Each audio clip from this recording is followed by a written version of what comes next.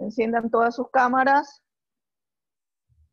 Ya nos estamos viendo, ya veo que está el mayor porcentaje de estudiantes que ya han ingresado. Entonces, estamos en realidad en un proceso bastante difícil en este momento. Esperemos pues que ya para la próxima semana ya todo esté mejor y así podamos seguir adelante. Pero ustedes no se van a perder las clases porque yo les mando el link y enseguida nos vamos a ver, ¿verdad? Ahí estamos tranquilos. Bien. Hoy nos corresponde a seguir viendo los modelos de comunicación, como lo habíamos dicho, y en realidad pues ahora tenemos que ver el modelo de Malecki, que es una de las teorías más reconocidas dentro de todo lo que tenemos que ver con la comunicación de masas. Déjenme ver cómo pongo las diapositivas.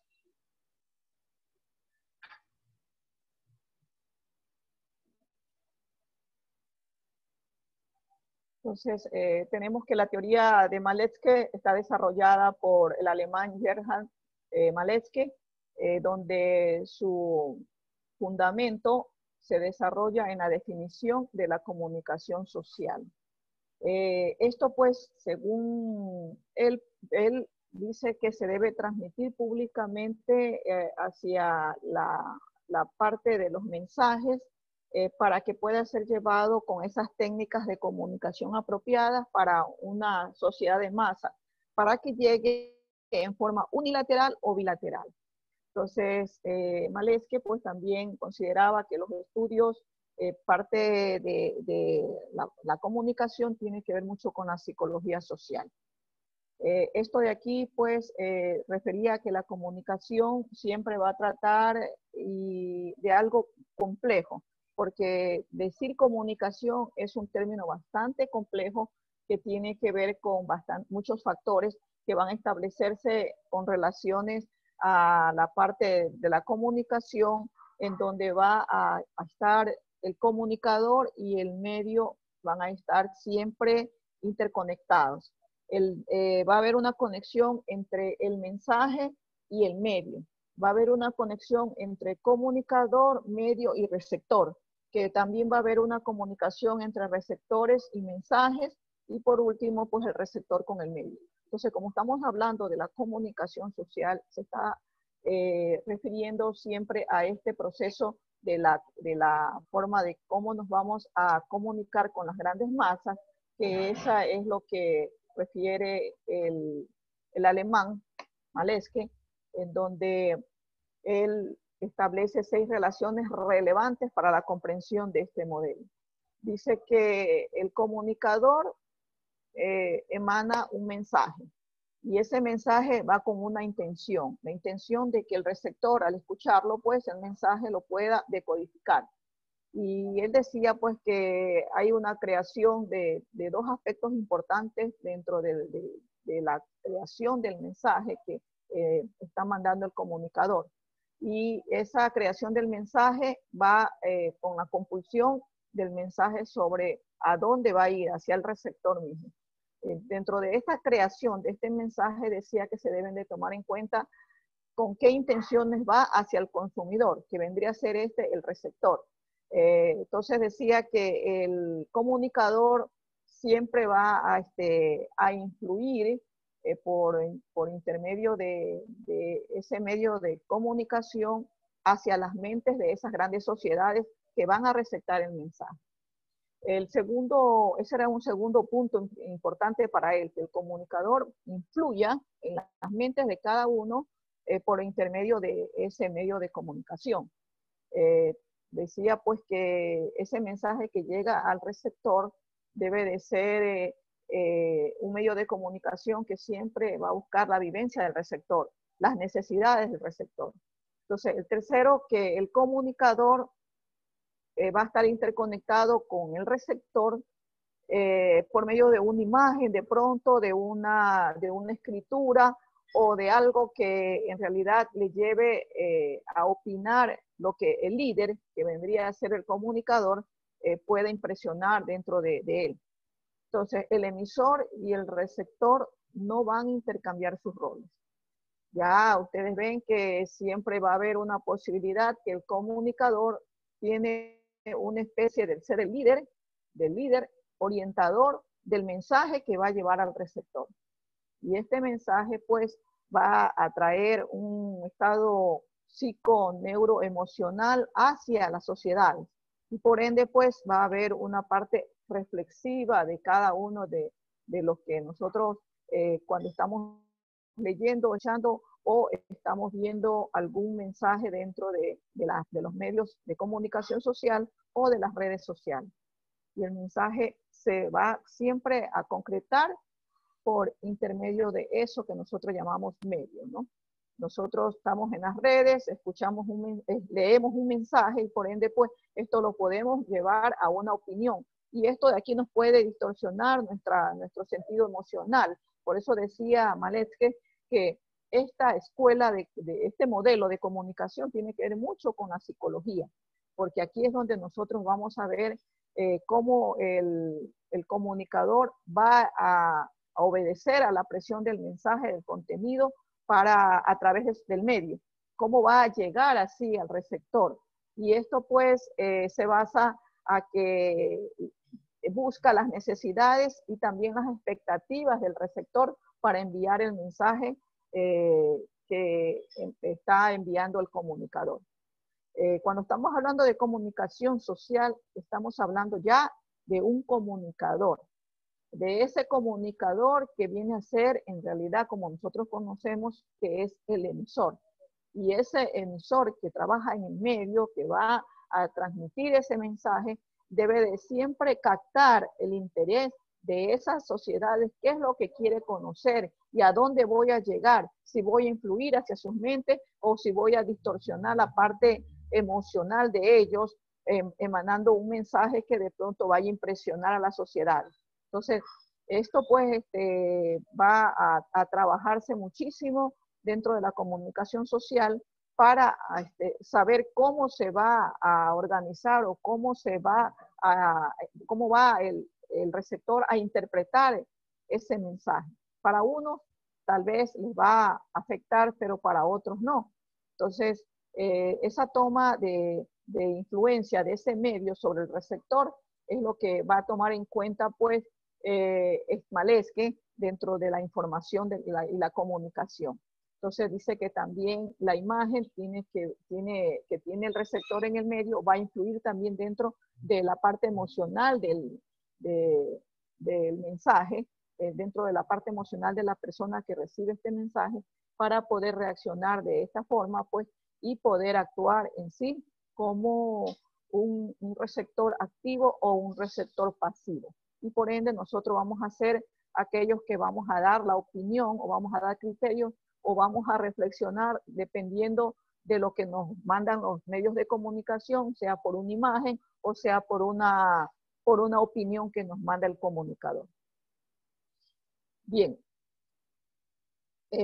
vamos a continuar rápido para que no nos coja el tiempo y vamos a pasar a la Escuela Latinoamericana de la Comunicación, porque hoy tenemos que terminar este tema.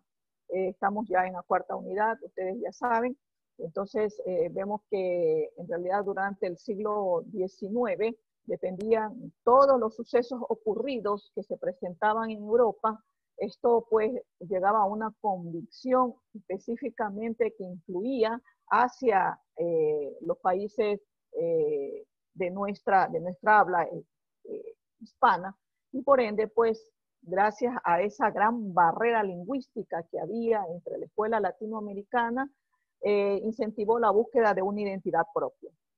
Ustedes ven que en los Estados Unidos y Europa se desarrollaba la teoría de la comunicación, pero a partir de la investigación, esto de aquí, pues, se dio algo científico, se vio que en realidad la escuela latinoamericana tenía que ver muchísimo con lo que era la parte psicológica y la parte sociológica. Es decir, aquí actuaba las sociedades involucradas en otra sociedad y la forma de actuar de cada uno de ellos.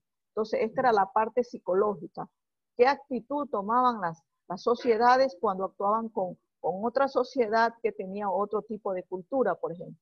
Entonces, esta escuela americana, latinoamericana, se desarrollaba pues en realidad hacia llevar a un periodo de comprensión dentro del periodismo y se comienza a aparecer con la teología y la escuela de Frankfurt. Entonces, tomaban la relación de la vida cotidiana que existía y la comunicación en sí, cómo se presentaba esta relación como un principal aporte para poder comprender esta escuela latinoamericana. Entonces, en realidad, pues, la teoría de la comunicación al mismo tiempo tenía que ver muchísimo con esta escuela porque estaba desarrollando comunicaciones alternativas. Y estas comunicaciones alternativas, especialmente durante la década de los 80, tal vez iba a mantenerse como practicaban los grupos sociales no dominantes hacia las sociedades. Entonces, es así como aparece pues la escuela latina, de acuerdo a los datos recopilados, la creación del periodismo en Argentina y Brasil, que es lo que llevaba en sí para el estudio de estas disciplinas de modelos de comunicación en sí. Y es así pues que a principios del siglo XX, en la Universidad de la Isla de La Plata y la Universidad de Río de Janeiro aparecen estas escuelas de periodismo en donde iban a llevar pues una comprensión dentro de los conceptos de la escuela latinoamericana. Y aquí pues se va deduciendo que esta escuela tiene muchos conceptos, como por ejemplo el imperialismo cultural. Tenía también la cultura popular, se lo conocía como cultura masiva, se lo conocía también como cultura alternativa o comunicación alternativa. Estos eran los conceptos que se tenía dentro de esta escuela latinoamericana, perdón, y por ende, pues, se llevaba así a reconocer muchos aspectos que eran importantísimos dentro del estudio de esta escuela en estas universidades como escuelas de periodismo en sí. Y es ahí donde nace, en realidad, esta forma estructurada de la escuela latinoamericana. Entonces ellos decían que si lo llamaban imperialismo cultural, se referían siempre a los países que estaban subdesarrollados o los países que estaban en planes de desarrollo, donde exponían siempre las culturas en los medios de comunicación. Y para ellos, la mejor forma de comunicación eran los medios. Por medio de estos medios de comunicación, se iba expandiendo el conocer de las culturas de cada uno de los lugares que nosotros mantenemos y principalmente pues eran las masas populares. Cuando nosotros hablamos de cultura, de masas de culturas, estamos hablando de esas masas populares que es donde nosotros adquirimos ciertas costumbres y tradiciones de pronto de los pueblos que nos van a dar a nosotros una enseñanza. Y por eso pues ellos decían que aquí entraba la sociología y la psicología a la vez, porque estaba hablando también como Maletzke, que hablaba que las sociedades estudian el grupo de interrelaciones de las sociedades, tenemos que estudiar las actitudes que tomaban cada una de ellas, cómo se desarrollaban y cómo se interconectaban y cómo se socializaban fácilmente, porque nosotros somos entes sociables. También decía, puede llamarse esta escuela antes que se llame así, la cultura popular, porque en realidad hablaba de los conjuntos de patrones culturales y manifestaciones artísticas creadas en sí y consumidas principalmente por las masas populares. Por eso le decían, también puede llamarse a esta escuela cultura popular. También se le decía que podía ser una cultura masiva, porque el intercambio de productos elaborados de manera industrial eran destinados a las grandes masas de la población. Por eso le decían cultura masiva. Y una cultura alternativa también se podía llamar porque decían que la cultura mundial se encuentran sometidos a cambios y por ende pues a surgimientos de nuevas culturas o de nuevas subculturas que nosotros podemos también analizarlos dentro de esto. Y aquí nace la comunicación alternativa. Y de esto, pues, también decían que era muy reconocido esto para poder sacar esta escuela.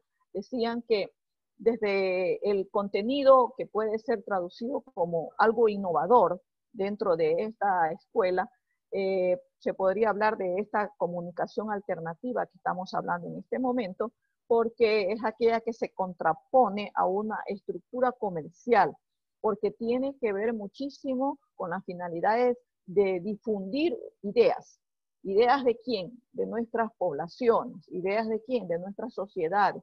¿Ideas de quién? De nuestras culturas que nosotros escuchamos o aprendemos de los pueblos que mantienen pues participación con las actividades culturales, políticas y religiosas. Entonces, esta forma estructurada de esta escuela latinoamericana daba a comprender que es importantísima la comunicación alternativa, donde esta pues tiene estrategias que facilitan la comunicación de las personas con dificultades graves, incluso dentro de lo que es el lenguaje. Y esto pues podía ejecutarse el habla, o sea, es decir, que aquí esta escuela nos puede ayudar para que se pueda realizar una comunicación con personas que no tienen facilidades para el lenguaje, como son los sordos mudos, por ejemplo. Y aquí pues salían también la parte del lenguaje de señas, que actualmente está en todo su auge, y por ende pues el lenguaje de signos, elementos no vocables, que participaban dentro de esta actividad cultural que se iban sometiendo en las grandes culturas, donde además se estaba ejecutando recuperar esa forma.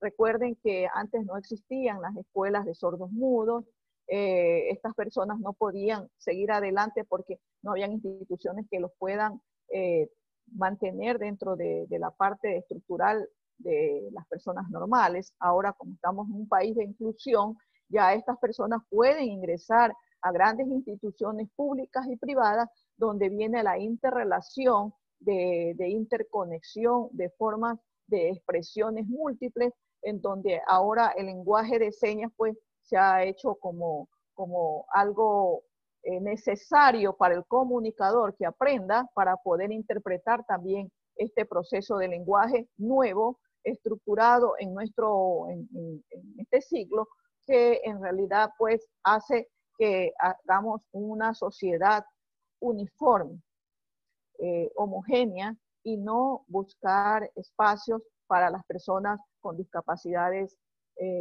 verbales, en realidad inclusivas, sino que nosotros tenemos que comenzar. Ustedes como comunicadores también tienen que hacer la parte de aprender este otro tipo de lenguajes de señas, que es lo que les va a satisfacer también dentro de sus necesidades en sus trabajos. Entonces, la interpretación, pues, es un poquito difícil, pero a la larga, pues, va a ser algo familiar para todos. Y ustedes ven que todos los medios de comunicación audiovisuales mantienen ya su persona, que es la que ella va traduciendo todo lo que se dice verbalmente, lo traduce por señas. Y es así que ustedes también como futuros comunicadores deben de también involucrarse dentro de esto, porque esto va a ser muy necesario y en realidad es un sistema que ustedes está virgen, está por explorar. Ustedes pueden tener trabajos en cualquier institución como comunicadores por medio de este nuevo tipo de lenguaje. Bien, chicos. Entonces, vamos a pasar al modelo sociosemiótico, que ahí vamos a terminar este tema con los modelos de comunicación. Entonces, este modelo en realidad es interdisciplinar, porque se mantienen dos disciplinas importantes dentro de esto. Uno que es la sociología, que se centra directamente a interpretar los significados y las acciones sociales de la vida cotidiana, y la semiótica, que está próxima a lo que es la parte pragmática. Es decir, que nosotros este modelo sociosemiótico, ¿verdad? demuestra un proceso de comunicación de masas como fases interconectadas entre la producción, entre la circulación y el consumo. Entonces, esta producción corresponde a la fase de creación del discurso, en realidad, donde van hacia las más medias. Entonces, nosotros tenemos aquí tres fases: la producción, la circulación y el consumo, que quede muy claro. Esto puede ir en examen, ¿verdad? Entonces, nosotros hablamos de esa producción, hablamos de la circulación, y la circulación se va a producir cuando el discurso va a entrar en realidad hacia la fase de las más medias, pero va a ir hacia el consumo de ellos. O sea que entra al mercado competitivo de la comunicación de masas. Esta circulación es lo que se va a vender, ¿verdad? Dentro de este modelo nosotros estamos hablando de lo que se va a vender, porque nosotros consumimos medios de comunicación dentro de la competitividad, algunos discursos que nos gustan mejor, las noticias, que otros. Entonces, esto es lo que es lo que va a vender en los medios de comunicación de masa. Es lo más importante y la base de este modelo sociosemiótico. Y el consumo, pues, se va a referir a la utilización por parte de los usuarios sobre estos discursos. Esto es lo importante porque si nosotros tenemos un buen discurso, tenemos una buena circulación dentro de los medios de comunicación, se va a consumir más.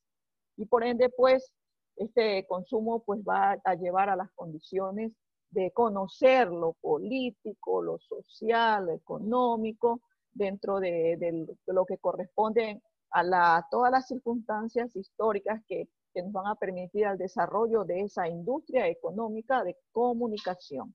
O sea, recuerden, cuando vimos las industrias de comunicación, nos llevan con un fin, nos llevan a ¿qué? A que exista más consumo por parte de los receptores o los agentes consumidores para mejorar esas industrias en la parte económica. Y eso es lo que está estableciéndose en este momento.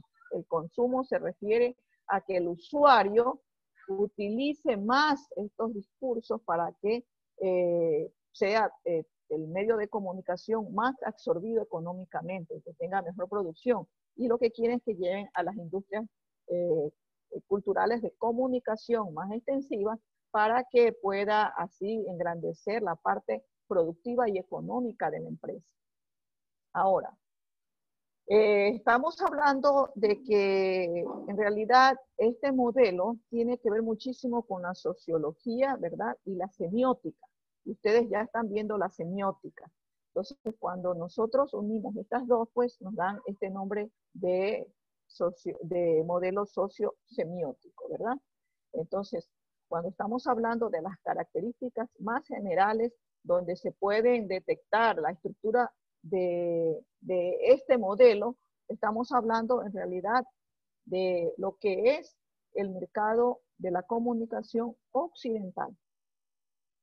Porque este tiene que ver mucho también con el modelo latinoamericano, el que vimos anteriormente, porque lo que busca es de la transnacionalización de estos medios para llevar al mercado estos medios. Y por ende, pues, la integración de distintas, gracias a las grandes tecnologías, para llevar la comunicación más veraz, más directa, y por ende, pues, que se expanda a grandes masas, porque esto es lo que lleva un carácter industrial. Recordando que en realidad los medios de comunicación de masas se van a caracterizar más por esa forma industrial, porque la parte industrial en sí está hablando de lo que es la producción, la circulación, y está hablando también del consumo, ¿de qué? De ese producto. Y por ende, pues, esa producción es lo que nos va a dar en realidad que el sistema comunicativo se abra mucho más y esto lleve, pues, a priorizarse esta forma estructurada y que vayan a ser más homogéneos las formas de consumo, que se haga la circulación, por supuesto, y por ende, pues, adquirir una organización más productiva. Es lógico pensar de que la información o la forma informática que se busca en la actualidad se basa en la credibilidad del medio, porque si nosotros no creemos en un medio, pues no se va a consumir. Pero vamos también a ver que los discursos tienen que mantener una función excelente, una función que van a llevar con lógica más allá de las bases que son las sociedades que van a consumir. Y por ende, pues, deben de tener objetivos educativos para que puedan impregnar hacia la sociedad, que debe de tener más allá de esos objetivos educativos, también culturales, comerciales, estructurados dentro de la política, la economía y todo lo que nosotros mantenemos, y como audiencia estamos presionando que esos medios nos den a conocer a nosotros esa forma de desarrollo mediante una cultura de masas, porque esas culturas de masas que se mantienen, pues siempre van a producir productos comunicacionales. Y por ende, pues necesitamos, como le decía anteriormente, de la tecnología. Entonces, en el ámbito del consumo de este modelo sociosemiótico, el proceso comunicativo tiene en realidad que tener elementos propios de la comunicación. Estos elementos propios de la comunicación van a incidir en una situación precomunicativa o procomunicativa, o sea, como un producto de esto, de que nosotros vamos a enviar una comunicación que vaya a servir en realidad a un público o a una audiencia que vaya a mantener los efectos satisfactorios de mantener una información dentro de un medio. Y así pues, esto de aquí debe de mantener, para que sea veraz esta comunicación dentro de este modelo, debe mantener tres contextos importantísimos que vamos a hablar. Debe de mantener tres aspectos. El contexto debe mantener la circunstancia y una competencia. Ustedes saben que todos nosotros estamos en pleno siglo XXI y lo que buscamos es ser competitivos, no ser igual a nadie. Siempre queremos tener algo innovador, algo creativo para poder competir con este otro medio. Nosotros siempre estamos pensando en esa forma creativa, innovadora, que todo comunicador debe de tener para poder así tratar de enganchar en realidad a esa sociedad en las mentes de ellos para que sean consumidores de sus medios. Y hablando del contexto, pues nos estamos refiriendo al momento histórico y cultural de cada sociedad. Recuerden que estamos hablando de sociología y estamos hablando de semiótica. Estas sociedades son los cuerpos vivos de cada momento histórico que van a interpretarse estos fenómenos en sí, estos fenómenos sociales de una forma muy diferente y muy distinta. Actualmente nosotros sabemos que estamos pasando una gran pandemia y estamos viviendo una sociedad nueva, una sociedad tecnológica, una sociedad digital que nunca pensamos en nuestra vida, que estamos trabajando, aquellos que trabajan en forma virtual, en teletrabajo, que era algo que en realidad nunca pensamos trabajar desde nuestras casas hacia una institución. Nunca pensamos trabajar un negocio desde sus mismas casas, donde se va a proyectar a una gran sociedad de consumo y que así se va a vender.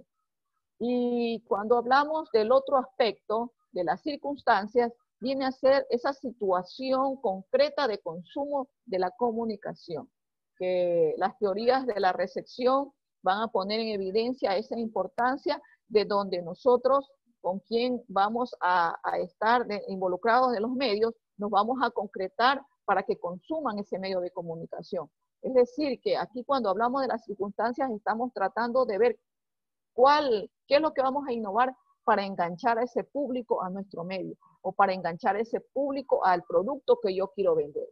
Y por ende, pues, el tercer aspecto vendría a ser la competencia. Entonces, la competencia comunicativa son todos los conocimientos y actitudes necesarias para que el individuo pueda utilizar todos esos sistemas que, más que todo semióticos, para que están a su alcance para que pueda llegar así una comunicación más veraz y por ende pues pueda servir para todos ustedes. Ahora, ¿cuáles son los efectos que va a traer este modelo semiótico? Entonces, este modelo sociosemiótico se diferencia de muchos por esos efectos de reacción que tiene este modelo, porque se ve el efecto conductual, la conducta del individuo, porque estamos hablando de sociedades, la conducta del individuo, cómo va a mantenerse dentro de consumo de un producto como es el medio de comunicación, qué acción va a tener, cómo va a reaccionar, cómo el medio lo va a influir dentro de sus mentes, cómo va a cambiar su estilo de vida. Entonces, en este modelo sociosemiótico, los efectos son cognitivos y emotivos en sí. Entonces, y por ende, pues van a dar efectos que llevan a una reacción conductual de cada uno, de grupos pequeños o de grupos grandes. Recuerden que estamos hablando de una sociedad. Vamos a ver la parte emotiva que va a mantener dentro de los individuos, o también puede haber una reacción viceversa. Puede haber la emotiva y puede haber la cognitiva. Pero en realidad más se ve la emotiva, cognitiva, porque los medios de comunicación sí van a presentar a nosotros, en nuestras mentes, influencias y reacciones que nos pueden llevar a entorpecer nuestro estado emocional o nuestro estado de estilo de vida, de saber convencer quién soy yo, dónde estoy y qué estoy haciendo en este lugar. Entonces, estas reacciones pueden ser individuales, pueden ser grupales, institucionales, van a llevar a una opinión pública de los medios de comunicación. En este caso, nosotros estamos ahora pasamos precisamente un problema bastante fuerte, que es lo que ustedes no se podían conectar a la red, no se podían conectar a la clase. Entonces, ese efecto, tal vez para muchos, les producía algo desesperante porque no podían entrar a sus clases, posiblemente decían que eran ustedes o que eran unos que otros, pero no sabían que eran todos y tampoco sabíamos que habían problemas en la red. Entonces, ese estado emocional que les llevó a ustedes momentáneamente es lo que tiene que ver con esa actitud conductual. Posiblemente unos les dio coraje, otros, bueno, no importa, no entro, otros decían, bueno, vamos a ver cómo podemos entrar, u otros también entraban en un estado de angustia, desesperación por querer estar dentro de las clases. Bien, chicos, entonces hemos concluido estos dos modelos de comunicación, los tres modelos de comunicación que nos teníamos pendiente para esta clase. ¿Alguna pregunta hasta aquí, por favor? Espero que lo hayan comprendido, lo he hecho bastante claro. Yo también los extrañaba a todos. Yo decía, no, si no nos podemos conectar con este link, yo pongo mi propio Zoom y los invito para que estemos unidos. Se acababa mi vida sin usted. Mire, lo único que tengo que decirles es que no pase coraje. Uy, este man, por Dios. Bien, chicos, enciendan sus cámaras, pero siéntese bien, pues, Jim, que lo quiero ver bonito, sentadito, sin eso, así, como que no como que esté en la playa, sino como que está escuchando una clase. Espérese. Muy bien, pónganse guapos, enciendan todas sus cámaras, quiero tomarles las fotos. No, pero guapos, no tan guapos. Espero que hayan trabajado en lo que les mandé a hacer la primera hora, ¿verdad? Esa es su asistencia, ¿ok? Porque hoy no pudieron entrar por el cielo. Bien, chicos, a razón